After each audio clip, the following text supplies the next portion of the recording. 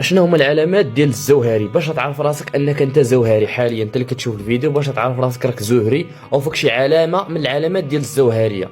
الناس كل شيء عنده علامات زوهريه، كل شيء غير الفرق الا كانت فيك هاد العلامات كاملين عرف بانك زوهري كامل متكامل. كاينين علامات ظاهريه وكاين علامات باطنيه. شنو هما هاد العلامات؟ هاد العلامه الاولى هي خط متصل في الكف، هذه من اقوى العلامات اللي كتدل انك زهري. كاين جوج علامات اخرين، كاين الام وال111 مفتوحه، الا كانت مفتوحه ومتلاصقه ما متلاصقاش راك زوهري. كاين علامه العين، زوهري من العين، يعني العين اليسريه كتكون هي صغيره من العين اليمنيه.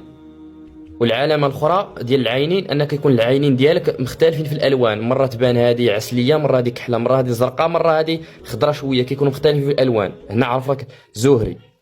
كاين خط في الصدر كيوصل حتى للسره او حتى للفرج، وقليل اللي كيكون عنده هاد الخط هذا، كيكون خط واضح وظاهر كيمشي حتى للفرج.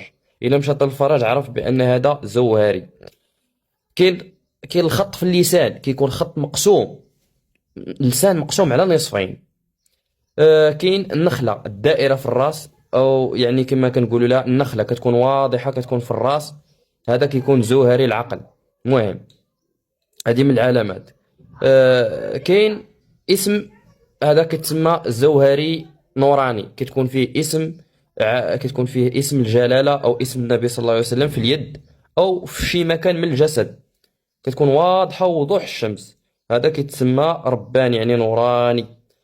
وكاين الزهري الكشاف، هما اللي كيكون من العينين، هذاك اللي كيكون مطلوب عند الفقهاء بزاف، هو اللي كيكون عنده خط متصل، هذا كيديروا به الاستنزال او الكشف. هادو هما الزهري بلا ما يضحك عليكم حتى شي واحد. والعلامات الباطنيه راهما غندويو عليهم في شي فيديو اخر.